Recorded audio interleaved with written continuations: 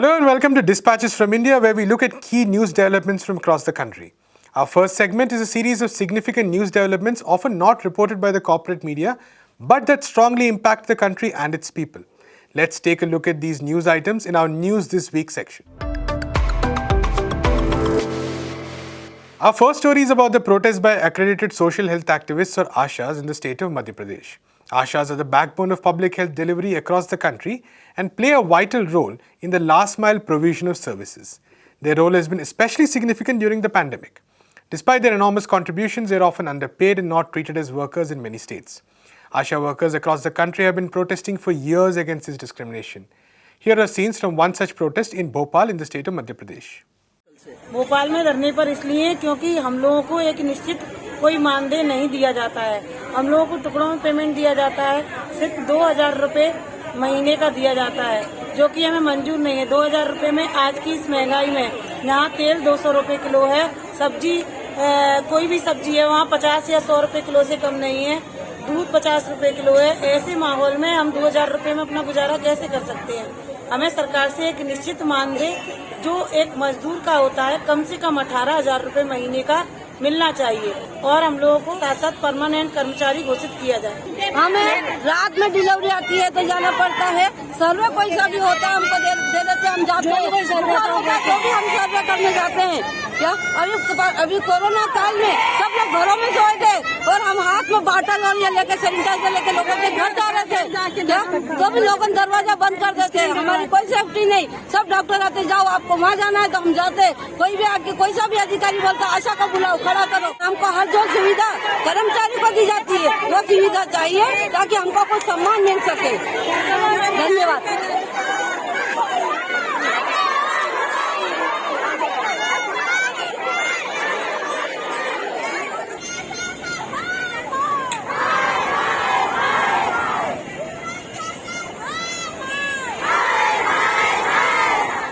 The crucial monsoon session of the Indian Parliament concluded last Wednesday.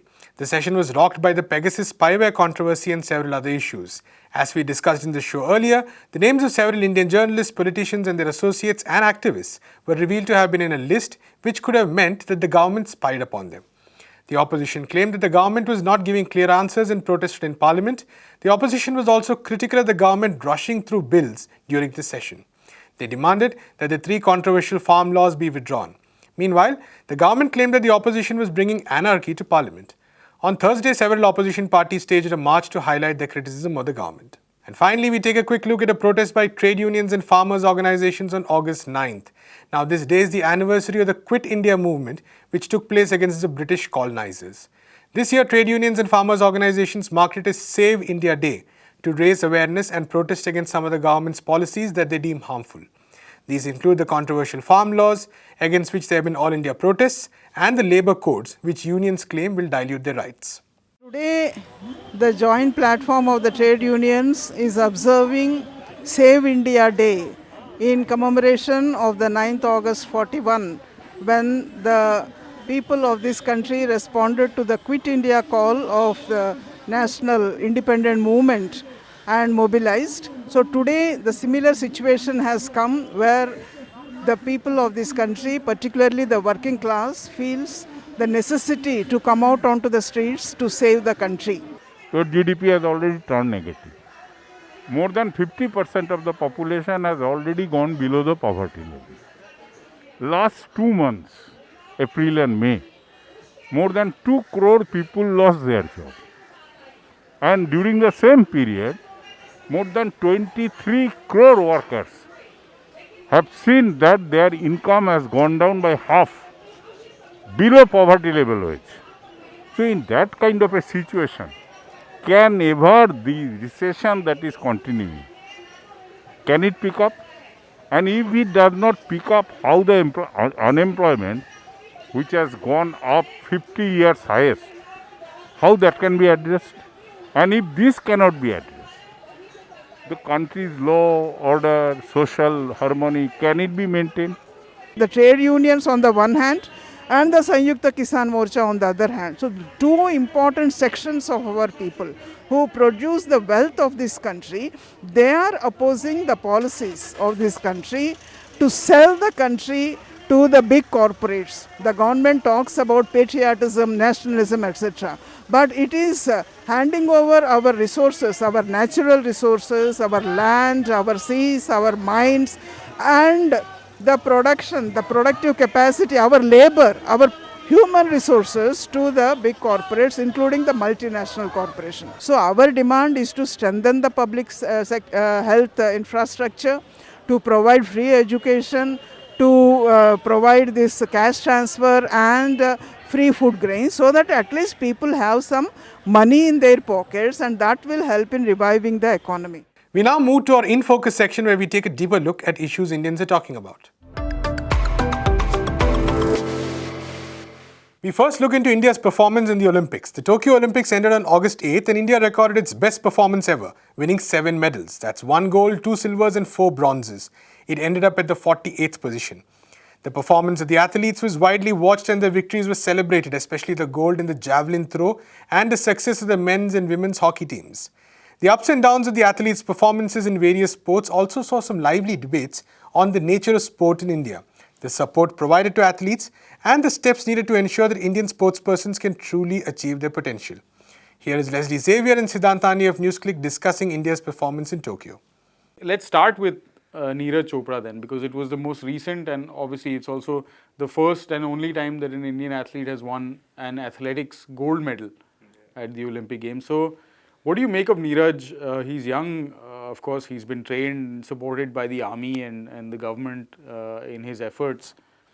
But beyond that, what do you make of Neeraj as both an individual, as an athlete, and what do you make of the system that goes into preparing someone like Neeraj or an Olympic gold medalist in this kind of individual sort of pursuit?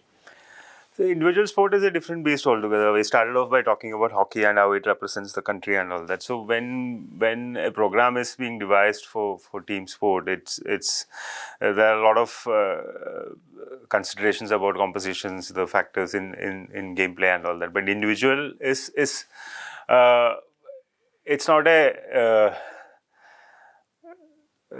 as far as I see. When these athletes are governed by federation, right? They oversee their preparations and all that. But Neeraj, his journey, when you look at it, or for instance, any of those athletes who have won individual medals at the games for India, they also have that innate drive to excel, that mindset that we are there and we could win. Be it Mirabai Chanu, be it PV Sindhu. I mean, PV Sindhu, for instance, is like, I mean, if you can compare, she is like any other pro athlete in the on tour on badminton. So they compete as a professional through the circuit, the International Badminton Federation circuit, and then they have their own ranking system. Sindhu is ranked 7th in the world, and from there you sort of recalibrate into this Olympic Games where you have to. So in that regard, when I would like to quote Aditi, the golfer. So she said that I didn't know. I mean, it's very difficult for her to do this recalibration when you play on the golf tour. You have that idea that you can finish 10th and also you are earning something, you are earning ranking points, you are celebrated as well. I mean, for instance, in a major, if you finish 10th, it's an achievement in itself. You earn money, you earn accolades, whatever that comes with that. Ranking points, rise in rankings, whatever. But in Olympics, someone asked her the question, first up, a wrong thing to answer. Journalists should also be a little diligent about such things, because how do you feel like getting into this 4th place club? So she said, I didn't know that there is a club that's celebrated, and it's weird for me in the sense to. So that's the all different idea of individual sport. But within that individual realm, there are events like boxing where there is a lot of molding of the athlete requires that support structure around. Where a Lovelina Borogain can't pursue her career like a PV Sindhu. she is dependent on the government sending her for competitions. She is dependent on the structure provided by the training facilities of the government. Sindhu trained in England. Lovelina trained at the Sai Center. So when we look at Olympics as a collective, a group of events happening, there are individual dynamics in there. So when we take Neeraj Chopra's achievement and when we take Bajrang Punia's achievement, of course these are individual medals, but the path that the athlete goes through in wrestling to reach a bronze medal and the path that Neeraj took to reach gold medal, these two are entirely different. And finally, we take a look at an issue that reveals the deep structural exploitation in Indian society. We're talking about manual scavenging, a horrifying practice where humans are sent down to clear sewers and septic tanks. In many instances, people have died due to inhaling the toxic fumes while cleaning them. The practice is intricately connected to the caste system, as it is almost always people of the oppressed castes who are forced to take up this work. Recently, this issue came up to the fore when the Indian government announced in Parliament that no deaths had occurred due to manual scavenging in the past 5 years.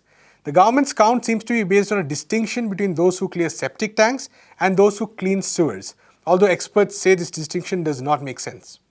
Let's take a look at the NewsClick coverage of this inhuman practice and the impact of it in the state of Tamil Nadu, with a specific focus on one such instance.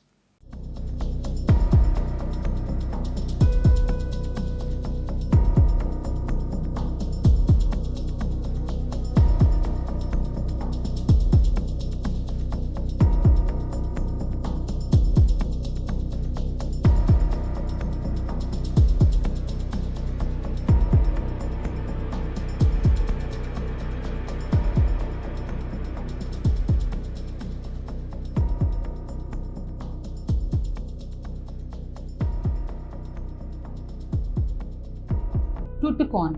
4 youths die of asphyxiation while cleaning septic tank. The Tattaparai police station has registered an FIR against the owner of the house who employed the manual scavengers. He has also been booked under Section 8(9) of the Prohibition of Employment of Manual Scavenger and the Rehabilitation Act 2013 and Section 3(1)(j) of the Scheduled Castes and Tribes Prevention of Atrocities Act 1989. Former Chief Minister of Tamil Nadu, Edappadi K. Palaniswamy, has actually provided compensation of 10 lakhs for each of these families who lost one of their members. We also hear from Deepti Sukumar, a member of the Safai Karamchari Andolan, an organization which works for the elimination of manual scavenging. So if you see over the last few responses that have come in the parliament, have been tabled in the parliament, is that Tamil Nadu has got the highest number of deaths in the country. Now, even now in this, if you see that we have documented about 500 deaths till date. And when the minister made the statement, we had not yet counted this year's deaths to the last year. So the last year was 472 deaths were there. In that, 69 were from Tamil Nadu. 69 deaths were from Tamil Nadu itself. And that is only what SKA has counted. And if you see, for every death, there definitely will be at least 4 or 5 deaths that were hidden, invisible, and have never come to the light. Because these, you cannot be everywhere. There are septic tanks, millions of septic tanks all across the country, in very small streets, in by-lanes, everywhere. Everywhere, there are people are going down and cleaning the septic tank. You cannot, everywhere you cannot, people are not going to see and come out and come and report. So there are so many deaths that I'm surely there are going unreported. So just counted and visible, these are all reported in the media and come to the, exposed to the government, the 69 deaths in Tamil Nadu. Every death has to be counted as a death under the Manual Scavenging Act. And for the last 1 or 2 years, every death is also being filed under the Manual Scavenging Act, because all these 69 deaths we are trying to go and making efforts with the police and with the government. So they must be filed under Manual Scavenging Act, and if it is a scheduled caste or a scheduled tribe, it is also filed under the SC/ST Atrocities Act also. Till date, though there are 500 deaths since the Supreme Court order has come out, and since we have our Manual Scavenging Prohibition Act 2013, not a single conviction has been made. The last 5 years, 500 deaths have happened, not a single conviction has been made. Tamil Nadu, 69 deaths have happened, not a single conviction has been made. charge sheets have not been filed.